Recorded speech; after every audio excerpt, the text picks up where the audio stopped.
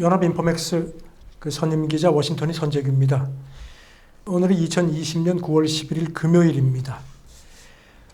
지금 뭐 미국 증시 때문에 난리가 났죠. 도대체 이게 뭐냐, 옳게 온 거 아니냐 걱정들이 많습니다.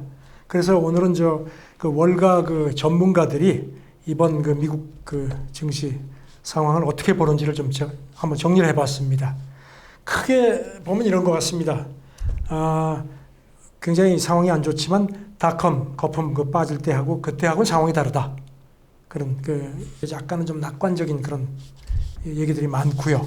그 다음에 그래도 변동 장세가 굉장히 심할 거다. 그러니까 앞으로 좀 이렇게 멀리 보고 이런 그 변동 장세를 좀 신중하게 접근하는 게 좋겠다. 그런 얘기도 있고요. 그리고 이제 그동안에 조금 이제 소외됐던 이른바 가치주, 여행이라든가 이런 호텔, 이런 항공 관련주 같은 것들이 그동안에 이제 많이 이제 이렇게 안 좋았는데 그런 거를 서서히 좀 주목을 하는 게 좋지 않겠느냐. 그런 충고들이 좀 많이 나옵니다. 우선 아까 말씀드린 닷컴 버블 때와는 다르다는 얘기를 좀 짚어보겠습니다. 지금 아시다시피 나스닥이 현재 시간으로 이제 지난 수요일까지 3거래일 연속 10% 이상 빠졌고요. 그 다음에 이제 오늘 새벽에도 나스닥이 또 한 2% 정도 빠졌습니다. 그야말로 이제 조정장으로 급반전됐는데 그래서 옳게 온 거 아니냐는 공포감들이 많습니다. 그렇지만 월가의 많은 애널리스트들은 특히 기술주가 이렇게 급조정되는 게 전반적인 하락으로 보기보다는 그동안에 과하게 오른 데 대한 어떤 그런 차익 실현 성격도 있는 그런 거다라는 얘기들이 많고요. 다만 조정이 좀 길어질 수 있다는 그런 지적도 나옵니다. 엑센시얼 웰스 어드바이저스의 팀 코니 수석 투자 책임자 얘기는 3월 이후에 기술주가 바닥을 치고 급반등했던 걸 기억하지 않느냐. 그래서 자기가 볼 때는 예상됐던 조정이 이뤄진 것 같다는 지적을 했고요. 브렉스톤의 바이런 빈 부회장은 지금의 코로나 장세가 닷컴 때하고는 근본적으로 다르다. 이렇게 지적을 했습니다. 지금은 부정적인 깜짝 사건으로 장기적인 영향을 평가하기는 좀 어렵다. 그렇게 얘기를 했고요.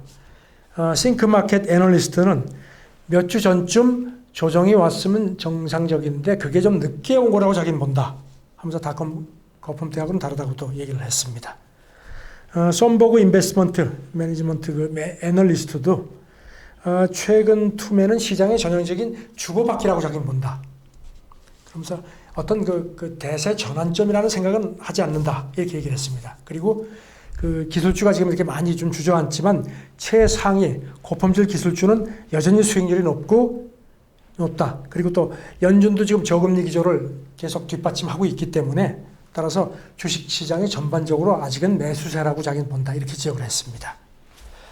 제프리스의 애널리스트는요, 이른바 미국 6대 기술주 최근에 이게 이제 애플, 마이크로소프트, 아마존, 알파벳, 페이스북 그리고 이제 테슬라를 이렇게 언급을 했는데 이 6대 기술주의 시총이 최근 사흘 만에 한 1조 달러 정도가 빠졌다. 하지만 여전히 올해 들어서 2조 1천억 달러 이상 불어난 상태다. 이렇게 얘기를 했습니다. 그리고 자기가 이제 최근에 며칠 주요 고객들하고 대화를 해봤는데 이 사람들이 이렇게 패닉까지는 아닌 것 같다. 그러면서 이런 대형 기술주 가치가 팬데믹 축적을 짚고 상승한 점을 상승하지 않았느냐. 그러니까 이렇게 너무 충격을 받지 말자. 이렇게 지적을 하더라고 얘기를 했습니다. 변동 장세에 대한 주의 이 얘기는 많습니다.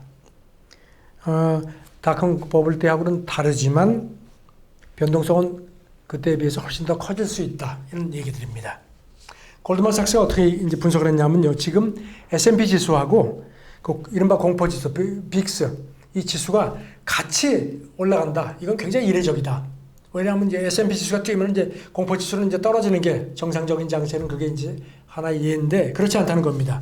그래서 2003년 3월 이후 이런 동반 상승이 처음이다. 얘기를 했습니다. 그러면서 오는 11월 미국 대선도 큰 변수다. 왜냐하면 지금 트럼프가 자꾸 삐딱하게 나가기 때문에 선거가 끝나고 트럼프가 졌는데도 수용 안 하고 그렇기 때문에 이제 복잡한 그런 것이 있는데 이런 것들도 작용을 하는 것 같다. 그래서 S&P 지수가 뛰는데도 공포 지수가 뛰는 거다. 이런 분석을 했고요.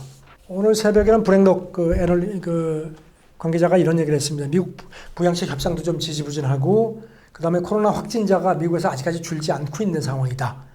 그래서 변수가 너무 많다고 본다. 그래서 이런 변동성이 계속 지속될 거라고 자기는 본다. 이렇게 지적을 했습니다. 이런 가운데 그 월스트리트저널이 재밌는 비유를 했습니다. 미국 만화 영화 좋아하는 분들은 그 와일 코요테라는 그걸 아실 겁니다.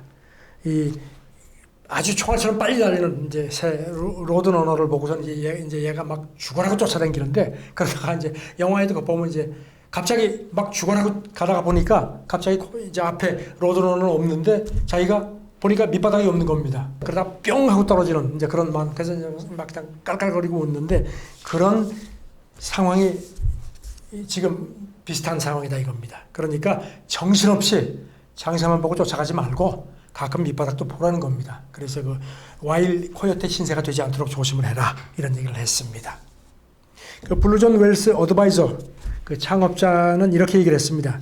지금 이게 그 와일 코요테 같은 그런 게 바로 지금 장세를 잘 표현한다고 자기는 본다 하면서 장기적으로 투자하면서 이렇게 변동성에 휘둘리지 않도록 조심을 해라. 그리고 또 이제 덧붙이기를 장기적으로 기술주는 여전히 긍정적이라고 자기는 본다.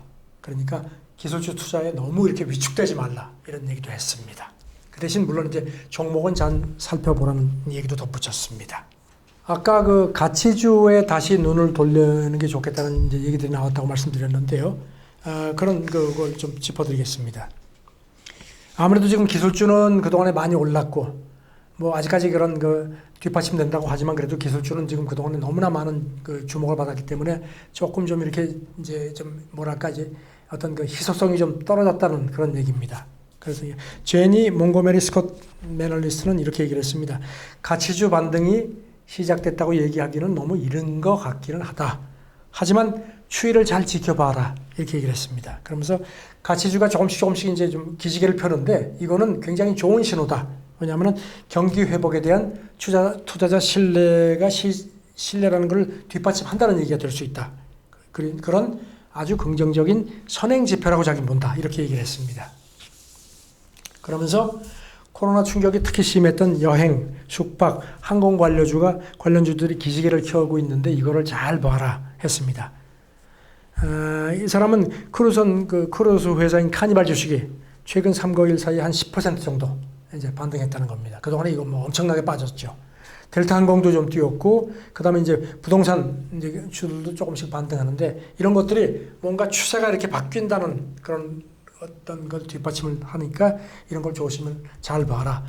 하지만 이런 가치주들이 올해 들어서 이미 40% 이상 빠졌기 때문에 이렇게 반등하는 그런 측면이 있는 점도 조심스럽게 지켜보면서 이걸 평가를 하라는 겁니다. 고릴라 트레이드 전략가도 이런 얘기를 했습니다. 최근 전반적인 증시 약세에도 코로나 충격이 특히 강했던 일부 종목이 상승한다. 그러면서 항공주하고 여행 관련주가 조금씩 이렇게 기지개를 펴는 거는 건강한 어떤 순환 움직임이라고 자기는 본다고 얘기를 했습니다. 하워드 막스 오크트리 캐피털 창업자는 그동안 투자자들한테 이제 시선에서 밀려 있었던 이런 비선호 자산들이 사실상 큰 수익 기회가 될 수도 있다는 얘기를 했습니다. 그러면서 소매업, 사업용 부동산, 엔터테인먼트, 호텔 이런 주주를 좀 인내심을 가지고 지켜보라고 권고를 했습니다. 과소평가된 좋은 종목들이 있다는 그런 지적도 했고요. 그러면서 이런 종목들을 단기적인 리스크에 이렇게 흔들리지 않고 조금 좀 단기적인 리스크를 이렇게 좀 감수를 한다면 좋은 가치를 보여줄 수 있다는 얘기를 했습니다. 그리고 지금 개인 투자자들, 개미들이 지금 무섭다 하는 그런 얘기도 나왔습니다. 신채권왕으로 불리는 제프리 건들락. 이 사람이 이제 투자들하고 웹캐스트 하면서 지금 온라인 증권을 통한 하루 평균 거래량이라든가 계좌당 거래량이 엄청나게 늘어나는데 개인 투자자들의 활동이 무시무시하다 이런 표현을 했었습니다. 그러면서 트럼프가 지금 전례 없이 엄청난 돈을 푸는 것도 그런 영향이 있다 했고, 그러면서 자기가 그동안에 많은 사이클을 경험을 한 사람인데 이런 최근에 이런 움직임을 보면은 끔찍한 신호 같다는 표현을 썼고요. 그러면서 이제 이거 관련해서 CNBC가 이런 지적을 했습니다. 최근에 이제 보면은 이제 파산 보호를 선포한 종목들까지 주가가 2배까지 치솟는다. 이렇게 막 개미들이 막 달라든다는 겁니다. 그러니까 이런 거를 보면 좀 끔찍하다는 얘기를 했고요. 그 다음에 이제 스탠리 드러켄메일러, 이 사람도 이제 헤지펀드의 큰 손인데, 이 사람은 어떤 표현을 썼냐면, 최근에 자기가 보기에 증시의 어떤 상황이 격렬한 광기 단계에 온 것 같다. 이게 이제 꼭 어떤 나쁘다는 의미는 아닌데요. 그러면서 파티가 있으면은 끝나고 나면은 숙취가 있는데 그런 걸 잊지 마라. 즐길 때는 즐기더라도 숙취를 대비하라 이겁니다. 이 사람도 이게 주식 분할 얘기도 했습니다. 기억하시겠지만 테슬라가 1대5로 주식 분할을 발표를 했죠. 그리고 이제 발표하고 나서 실행되기까지 그 사이에 테슬라 주식이 한 80% 이상 급등을 했습니다. 그런 점도 했고, 그만큼 지금 그냥 돈이 막 몰린다는 얘기거든요. 드러켄밀러는 자기가 볼 때는 나는 단기적으로 증시가 어떤 방향으로 갈지 잘 모르겠다. 10% 오를지 내릴지 잘 모르겠고, 어쨌든 분명한 거는 앞으로 한 3년에서 5년 정도 굉장히 매우 어려운 시기가 될 거다. 그러니까 신중하게 변동성에 잘 대비를 하면서 투자를 했으면 좋겠다. 이렇게 공고를 했습니다. 마지막으로 한 가지만 더 짚어드리겠습니다. 모건 스탠리가 보고서를 냈는데요. 트럼프가 판을 깰 수 있다는 점을, 이걸 해칭을 하는 게 좋겠다는 얘기를 했습니다. 아시다시피 우편 투표가 있는데 이게 이제 늦어지니까 당일 11월 3일 개표에서 트럼프가 설사 이제 승리를 했을 경우에도 우편 투표는 바이든 지지자들이 많이 선언을 하는데 이게 와가지고 판이 뒤집혀질 수도 있고, 그리고 또 당장 당일 개표 결과가 안 나오고 며칠은 늦어지거나 일주일, 심지어는 막 한 달 정도까지 갈 수도 있고, 최악의 시나리오인데 트럼프가 졌는데 승복 못해. 나 재수하겠어. 이렇게 되면 이제 이건 골치 아프다는 겁니다. 절차가 길어지는 건데. 그래서 이런 걸 대비해서 미연감수 투자 수요가 아무나 이제 대선 때가 이제 접근하면 줄어들 거다.